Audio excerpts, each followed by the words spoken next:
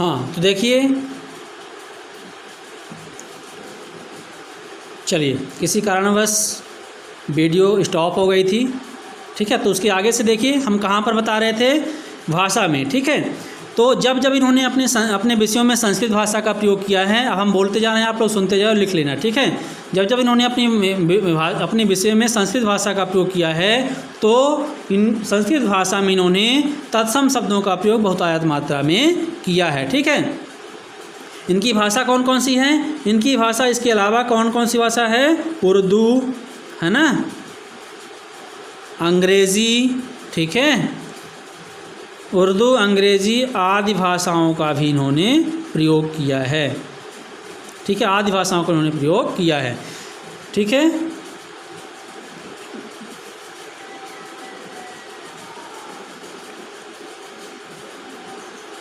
फिर इनकी भाषा कैसी है? इनकी भाषा प्रवाहमयी है ना, प्रवाहमयी है ना।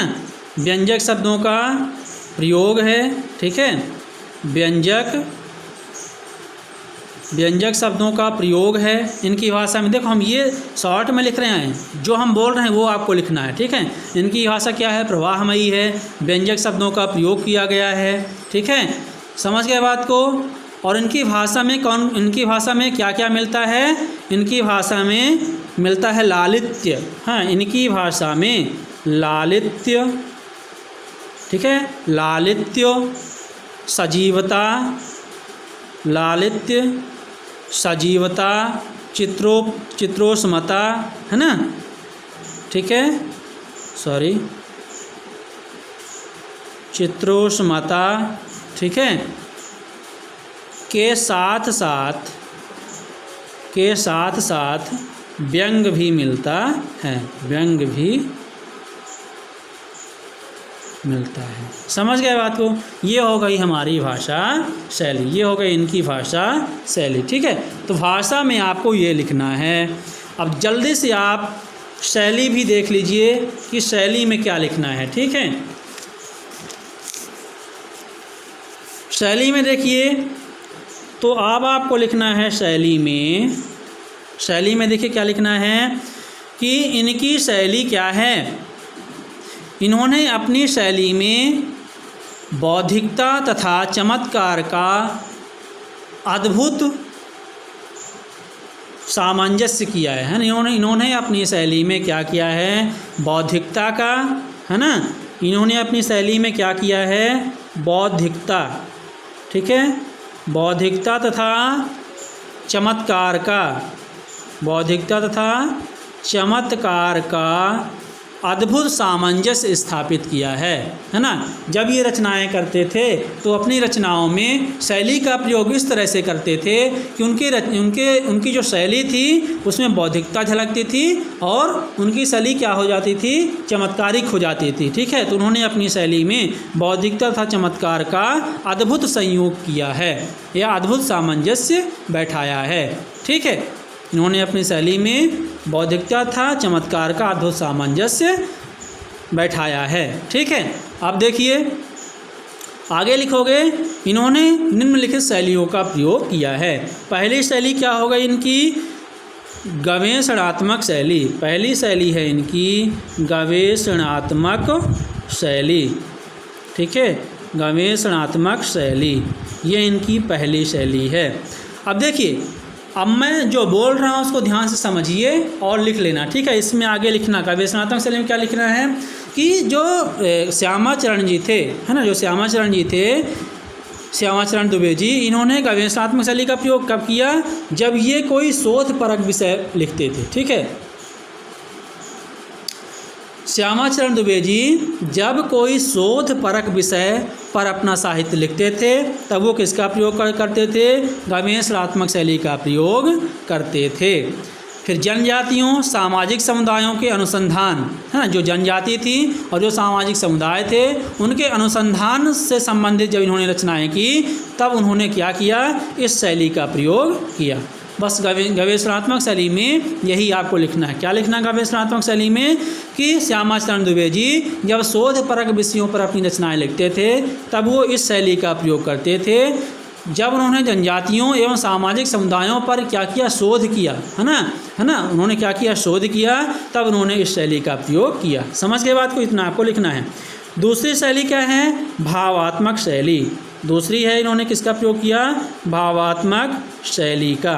तो भावात्मक शैली देखिए, तो जो भावात्मक शैली है, तो भावात्मक शैली का प्रयोग श्यामा चरण दुबे जी ने अपने भाव प्रधान निबंधों को लिखने के लिए किया करते थे। आपको क्या लिखना है, भावात्मक शैली का प्रयोग श्यामा चरण दुबे जी अपने भावात्मक या भाव प्रधान निबंधों को लिखने के लिए किया करते थे, है ना। इस शैली का जो यह शैली है वह कैसी है, अलंकारिक है। मतलब आपको लिखना है कि इस शैली में इन्होंने अलंकार और रसों का प्रयोग भी किया है। मतलब यह शैली अलंकारिक है और रसपूर्ण है। समझ गए बात को। तो भावात्मक शैली में आपको क्या लिखना है कि इस शैली का प्रयोग अपने भाव प्रधान निबंधों को लिखने के लिए करते थे और इस शैली में इन्होंने अलंकार और रसों का भी प्रयोग किया है। मतलब यह शैली अलंकारिक है और रसपूर्ण है। ठीक है, समझ गए बात को। अब तीसरा आपको क्या लिखना है, तीसरा आपको लिखना है विश्लेषणात्मक शैली। क्या लिखना है, विश्लेषणात्मक शैली। ठीक है, अब देखिए विश्लेषणात्मक शैली में क्या किया गया है। ठीक है, तो देखिए विश्लेषणात्मक मतलब किसी भी चीज़ का विश्लेषण करना, है ना। समझ गए बात को, विवेचन करना, किसी भी चीज़ का विश्लेषण करना, है ना। समझ गए। तो श्यामा चरण दुबे जी अपने विचारों का विवेचन करने के लिए, है ना, किसी भी विषय का विश्लेषण करने के लिए, ठीक है, इस शैली का प्रयोग करते थे। समझ गए, किसका, विचारों का विवेचन, है ना, या किसी भी विषय का विश्लेषण। समझ गए बात को, बहुत ही आसान है, आप एकदम समझ के पढ़ोगे तो आसानी से याद हो जाएगी। ठीक है, तो विश्लेषण शैली में आप लिखोगे कि श्यामा चरण दुबे जी इस शैली का प्रयोग विचारों का विवेचन करने एवं अपने विषयों का, है ना, विषयों का विश्लेषण करने के लिए इस शैली का प्रयोग करते थे। और इस शैली का जो प्रयोग था वो तर्कपूर्ण ढंग से विषय का विश्लेषण या प्रतिपादन करता था। समझ गए बात को। तो ये चीज़ आपको लिखनी है। इसके बाद चौथा नंबर है क्या, विचारात्मक शैली।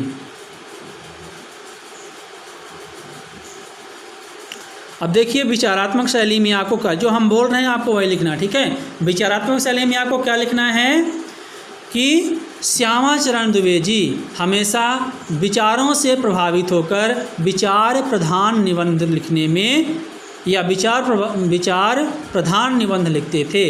इन निबंधों में उन्होंने क्या किया, पाठक को अत्यधिक गंभीर बनाने के लिए, है ना, उन्होंने क्या किया, पाठक को अत्यधिक गंभीर बनाने के लिए अपने विचारों को सुस्पष्ट, है ना, अपने विचारों को सुस्पष्ट एवं बोधगम्य तरीके से, है ना, अपने विचारों को सुस्पष्ट एवं बोधगम्य तरीके से क्या किया, प्रस्तुत किया। ठीक है, तो ये विचारात्मक शैली है। तो श्यामा चरण दुबे जी क्या करते थे, जो विचारात्मक शैली का प्रयोग गंभीर विषयों पर निबंध लिखने के लिए करते थे। समझ गए बात को।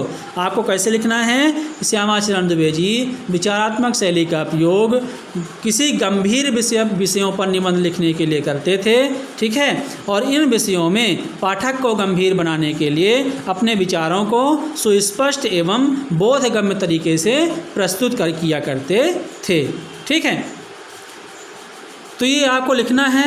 और इसके अतिरिक्त उन्होंने कौन कौन से ये है आपके विचारात्मक शैली में हो गया। ठीक है, इसके अतिरिक्त उन्होंने कौन कौन सी शैली का प्रयोग किया आपको लिखना है। इसके अतिरिक्त उन्होंने व्याख्यात्मक, व्यंग्यात्मक,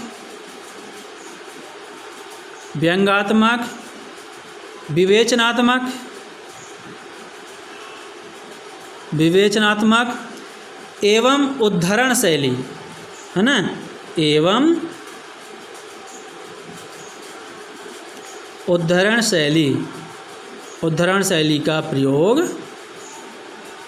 अपनी रचनाओं में किया है। ये हो गई आपकी क्या, भाषा शैली। ठीक है, अब हम देखते हैं साहित्य में स्थान। ध्यान से सुनिए, साहित्य में स्थान आपको कैसे लिखना है। हम यहाँ पर बता रहे हैं आपको क्या, साहित्य में स्थान।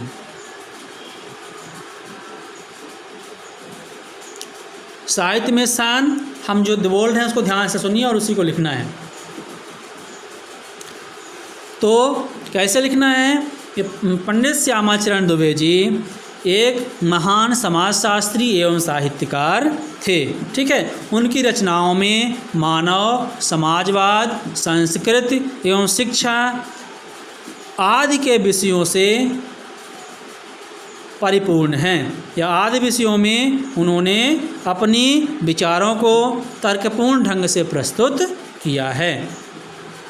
ठीक है, हिंदी साहित्य में श्यामाचरण दुबे जी का समाजशास्त्री एवं साहित्यकार के क्षेत्र में महत्वपूर्ण योगदान के कारण उनका स्थान महत्वपूर्ण है। आपको ये लिखना है उनके साहित्य में स्थान में। ठीक है, एक लाइन चाहे तो और लिख देना है कि सामाजिक निबंधकार के रूप में हिंदी साहित्य में, है ना, श्यामाचरण दुबे जी का विशिष्ट स्थान है। ठीक है, ये आपको लिखना है साहित्य में स्थान। ठीक है, तो मेरे प्रिय छात्रों, आप देखिए कि हमने आपको कितने आसान तरीके से हमने आपको समझाया। मेन टॉपिक हमने आपको लिख दिया। अब जब आपकी नज़र उन मेन टॉपिक में पड़ेगी तो आपको ऑटोमेटिकली समझ में आ जाएगा कि हमें इसमें क्या क्या लिखना है। ठीक है, आपको वीडियो को बार बार पॉज करके आपको देखना है, रिवर्स करके सुनना है ध्यान से, और जो हमने आपको बोला है उस तरह से आपको अपने शब्दों में इनका जीवन परिचय आसानी से लिख लेना। जो हम बोल रहे हैं, मेन टॉपिक हम लिख रहे हैं, उन टॉपिक के बारे में हम जो बोल रहे हैं वही आपको उनके जीवन परिचय में लिखना है। ठीक है, तो ये जो उपभोक्ता, अब देखिए अब आपको करना क्या है, उनका जीवन परिचय तो आपको लिखना ही है। अब आगे और देखो क्या करना है। देखिए ये जो उपभोक्तावाद की जो संस्कृति है, ये जो क्या है, एक निबंध है। ठीक है, और ये जो निबंध है, इस निबंध में श्यामाचरण दुबे जी ने व्यंग का प्रयोग किया। ये व्यंगात्मक निबंध है। ठीक है, इन्होंने आधुनिक जो समाज है, हमारा जो आधुनिक समाज है, ठीक है, तो वह कैसे उनके रहन सहन, उनके ढंग एवं उनके उपभोक्तावाद के जो विचार हैं, है ना, उन पर क्या किया है, व्यंग कसा है। समझ गए बात को।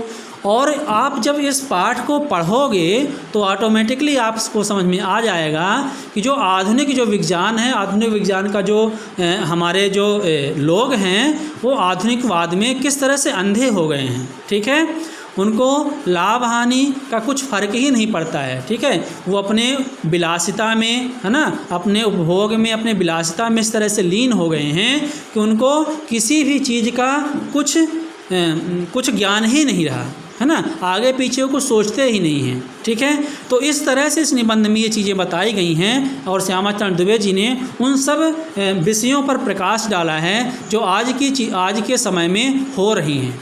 ठीक है, और उन विषयों पर उन विषयों पर व्यंग कसते हुए उन्होंने आज के समाज को नई राह पर चलने का पाठ भी सिखाया है। समझ गए बात को। तो आपको क्या करना है छात्रों, आपको क्या करना है, आपको इसको समझ करके आपको अपनी कॉपी में लिखना है निबंध, और आपको इस पूरे पाठ को पढ़ना है, ध्यान से पढ़ना है, समझना है। ठीक है, और समझ के आपको एक बार मनन करना है, चिंतन करना है, अपने ध्यान में उसको एक बार दोबारा लाना है कि हाँ, हमने इस निबंध में क्या पढ़ा है। जब आप उस निबंध को ध्यान से पढ़ोगे तो फिर जब आप बुक बंद करके एक बार उस निबंध के बारे में सोचना कि श्यामाचरण दुबे जी ने इस निबंध में वास्तव में कहना क्या चाहते हैं, समाज की किन बुराइयों पर, किन कुरीतियों पर उन्होंने व्यंग कसा है और उससे बाहर निकलने के लिए उन्होंने क्या मार्ग दिखाया है। ठीक है, उनको एक बार मनन करना, अपने दिमाग में लाना।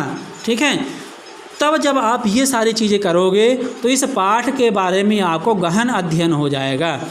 और अगर संभव हुआ तो हम एक संक्षिप्त में, एक सारांश में हम आपको इसका सारांश अपने शब्दों में पढ़ कर के हम आपको बता देंगे। ठीक है, और तो आपको क्या करना है, आपको घर में इस विषय के इसके बारे में, इस पाठ के बारे में आपको क्या करना है, अच्छे से पढ़ना है। ठीक है, पढ़ के समझना है। हम इसका जैसा कि हमने आपको बोला कि हम इसका सारांश आपको बता देंगे अगर संभव हुआ तो, और अगर टाइम नहीं हुआ तो हम इसकी जो डॉक्यूमेंट फाइल है जिसमें इसके जो प्रश्नोत्तर हैं, है ना, प्रश्नों के उत्तर हैं, वो डॉक्यूमेंट फाइल हम आपको सेंड कर देंगे, है ना, आपके व्हाट्सएप पे। तो आप डाउनलोड करके वहाँ से आप अपने जो प्रश्नों के उत्तर हैं आप वहाँ से लिख लेना, ठीक है। समझ में आ गई बात? तो चलिए यहीं पर आज हमारी ये वीडियो ख़त्म होती है। आप हमारी वीडियोज अच्छे से देखते रहिए। हम आपके लिए इसी तरह से सहज एवं आसान शब्दों में नई नई वीडियोज आपके लिए हम लाते रहेंगे। आप घर पे रहिए, सुरक्षित रहिए और पढ़ाई जारी रखिए, ठीक है। धन्यवाद।